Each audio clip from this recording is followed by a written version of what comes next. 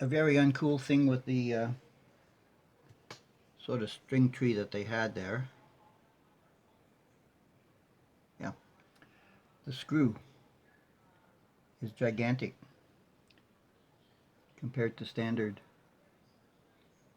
string tree screws. So I am going to need to fill the hole. And I'm trying to determine, it's bigger than a toothpick. So I'm going to try the bamboo.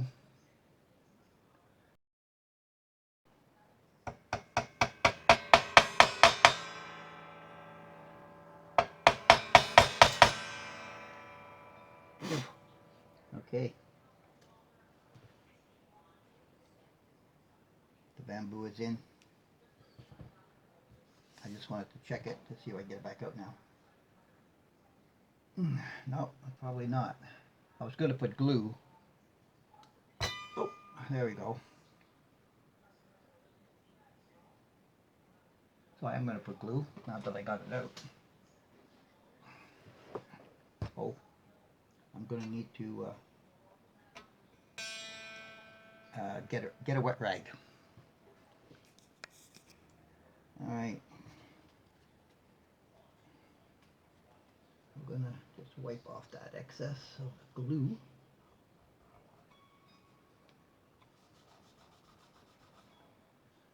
And that will sit. The bamboo did the trick.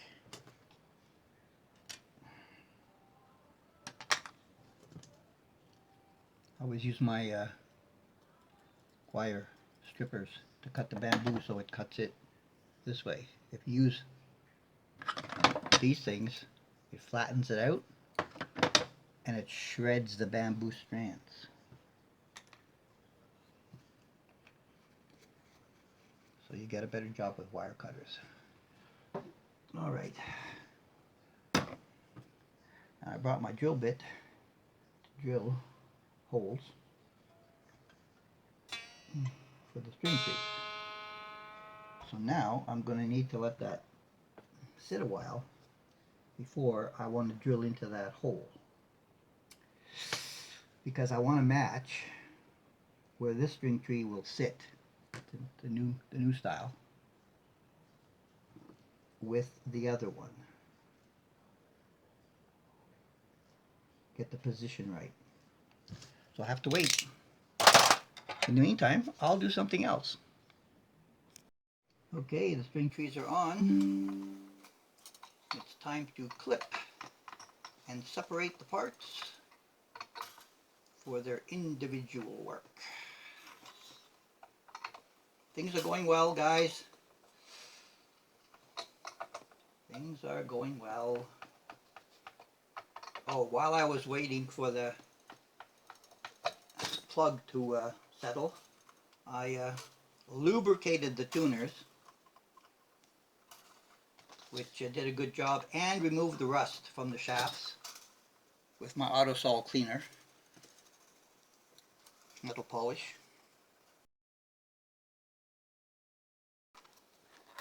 This neck will come off nicer now. Yes, it does. Okay. You stay here, and the body goes. As it turns out, I was wrong. The wiring is good, point to point, but we had a problem with the switch. When it was in position 2, the contact for the neck was not making contact and bridging it, so I have fixed that. I am actually going to clean this up anyway because there's a little bit too much exposed wire around here, and this wire is not that well protected going all the way across, so I'm just going to fix that up, touch up some soldering joints, and I'm going to pull the jack out. I think that the jack cup, I put the screw in a little bit further, and then my jack over at my bench goes in a lot better, so I'm going to take that out. I'm going to make sure that these heads go in far enough not to obstruct contact, and we're going to see if that's a pure tone. But first I'm going to work on this. Stand by. It is a pure tone style jack. That's why I got the multiple clicks. But it's really dirty in there, and the solder is not so good at all. This white wire is barely hanging on there. Alright.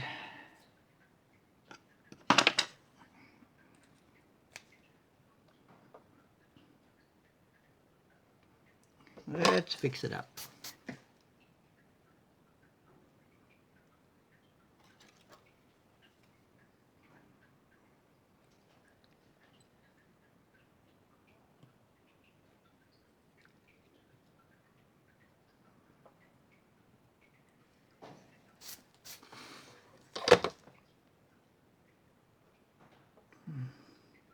I put the black one on the inside. It's kind of gray, dingy, dark color there to the solder. And we're going to put it on the outside like the white one.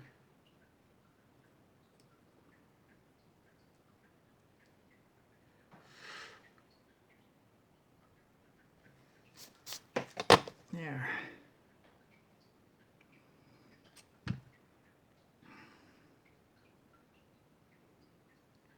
And that makes it better. Now, this was not... Okay, hold on. I'm gonna just open those up a little bit. I'll be right back. Wow, there was so much compound in the hole I couldn't see where the screw holes were.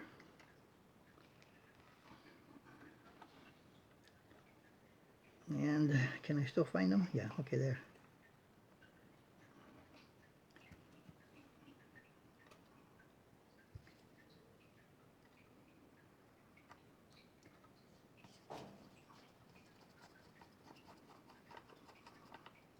Okay, that goes a little bit more recessed into the cup.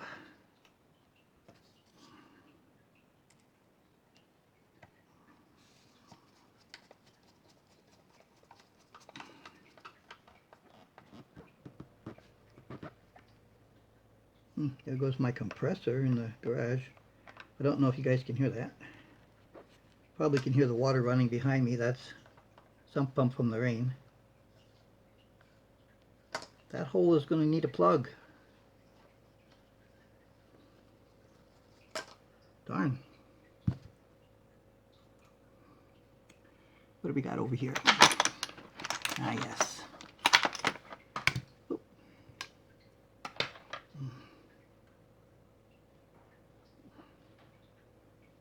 We have plugging material.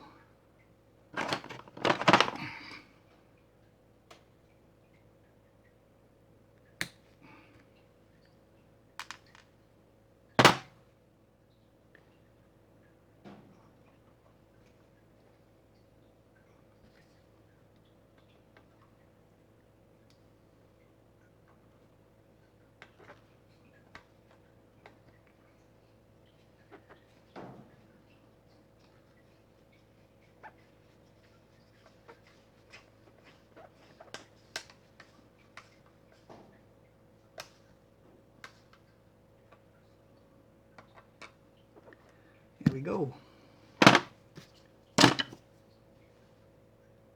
All right. Now that that plate is off, I am going to maneuver it so I don't want to disconnect it completely since all the connections are there. I'm going to do a little bit of buffing here by moving this around. There's some abrasions along there I couldn't get yesterday, and also over here, which I didn't see. All right, I'm going to clean up. I'll do some more buffing, and we'll be back. Okay, it's neck time again. There's all the red marks. This is initial. There's 13 initial spots to work on. Again, I will use primarily these sanding stones meant for sharpening, but make really good leveling because they are flat. I'll probably start with something like the 240 or the 200. And then, as I've explained before, you work with the radius, watch your marks as they come off. As you start to see markings on the lower frets, you're down. So you take some meat and you check. And you take some and you check. And sometimes what happens is you'll get like 1, 2, 3 bridges, and 4 will bridge this movement. One of them might become okay, and one outstanding might be just a problem. So then you go after it with one of the narrower ones. Just work on that one till you get it level in that area, and then move on. So it's work, check, work, check, work, check, work, check. And as you take some of those down, you may find that one in the middle there, that at the moment doesn't register because the 2 on the outside are high. It might be a problem after you get these 2 down. And so you just keep working and checking, working and checking. And of course I have all my sandpapers cut here for when I need to go back and crown, starting with a 220, 320, 400, 600, 800, 1000, 2000, and then the steel wool for the final polishing. And that's the way we're going to do it. So let's try 240. Start with the less aggressive and then go from there. I need some glasses to be able to see better. Alright, let's see what that does. Because this fret is the entire fret, and then just pieces of the fret. So you gotta watch. And my first fret is okay at the moment.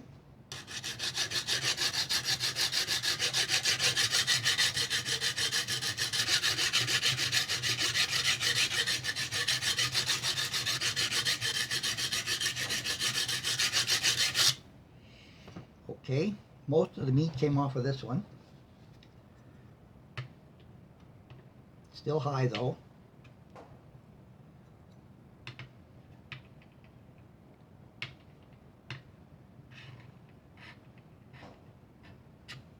So what happened is I've got still a high spot there. It got a little bit better on the edges. That part's okay.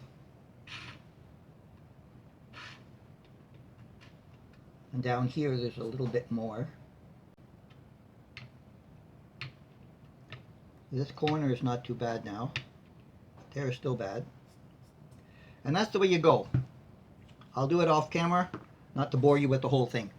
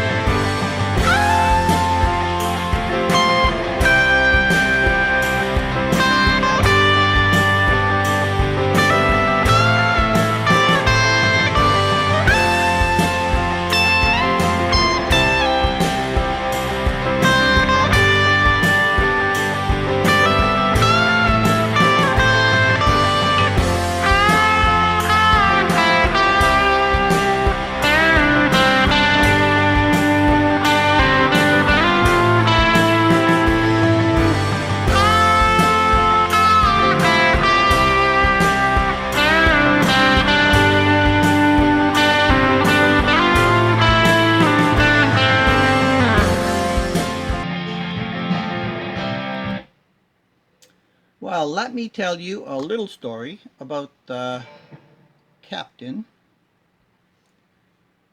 Captain America, named by my buddy J-Man again. And we have worked many hours today. It only took me about an hour and 20 minutes to do the first fret job. When I put it together and brought it over here to the amp, I ended up with choking right in here. So I go, okay, I got to go back and do a follow-away. So I disassembled it, put it to the side, taped it up, took this down, and recrowned and did the whole thing again.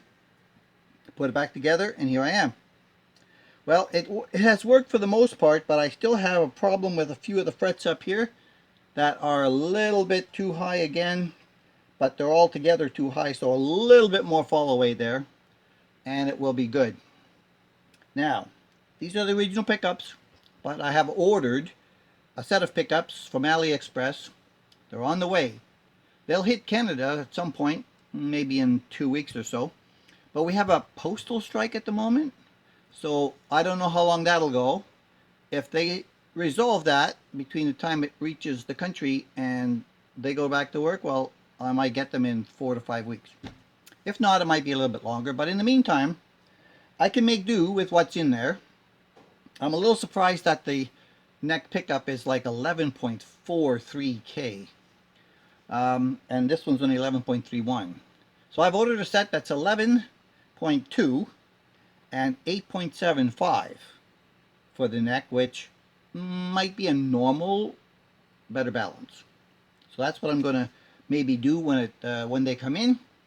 And while I'm going back after this, I'll give that a shot. You know, the new neck pickup. So I kept the original electrics. I even left the 47 cap in. Imagine that. I meant to change it to a 33, but I forgot. But you know, it's okay the way it is. All the pots are really nice. The switch is great now. The neck is really good. Meguiar's quick detailer on this satin fretboard front and back. After, of course, cleaning with the NAFTA. I saved the tuners. The rust is gone. I got the rust off with my metal polish and string trees. Recut the nut. I filed down the top. I changed all the screws in the saddles. I glued in that one ferrule that fell out, and I put a shim in the neck to get the angle. And the truss rod seems to be a little bit loosey-goosey in there. When I go to pull on it, it feels like it's moving inside the neck, like it's not glued in its pocket, or it was routed too wide. I'm not sure. But in any event, I can get it where I want it. And this roasted neck is really something. So guys, for the money I paid for this guitar on Temu, or Temu, some people call it, Temu, at $200 for the sale price, not $296, which is the normal price, but there's a couple of sellers. I seen them at $248 after I bought this one, $232 again. So the prices are varying. It's 11.2 pounds. But it did buff up nice. Oh, look at me in my tablet. See? I got it buffed up nice. It took some work. The finish is seemingly a little soft. It scuffs quite easily. But, you know, you just got to like keep it clean and done. But, you know, overall, it's a very pretty guitar. Somebody mentioned Buck Owens, right? But Buck Owens had sparkles, red, white, and blue sparkle. And it was red, white, and blue also in the back. So this one's Captain America. I don't want the Marvel guys coming after me because I said Captain America, okay? I may refer to it as just the Captain. Who knows? But I'm very happy with how it turned out. The strings are 9.5 to 44s, which is my middle of the road between the 9s and the 10s that I've been using for a while now. So another one in the livery. I'm not sure what number this is. Could Could be 70, could be 71. I'm not sure. We'll find out when we do the stories. Anyway, so we're going to call it for this point in time on this thing. I want to play with a little bit more. I have the option of maybe putting a filter on this one to dumb down the warmness, but I played that riff, which I had the Joyer Overdrive on with my standard 65 Deluxe. And by the way, I want to give a shout out to Guitar Lessons Made Easy from Sheldon, who developed that riff, and it was his backing track that he made for it in one of the teaching videos that he put out, which I decided to learn, and sometimes I can play it and sometimes I can't. But anyway, shout out to Sheldon. I'll put his description, a link in the description, and so you can go there and learn some stuff from him. Good Canadian boy in Halifax. Another maritimer like the J-Man. And he's a hell of a guitar player. Okay, that's it for now. Appreciate all your support. Catch you in the next one.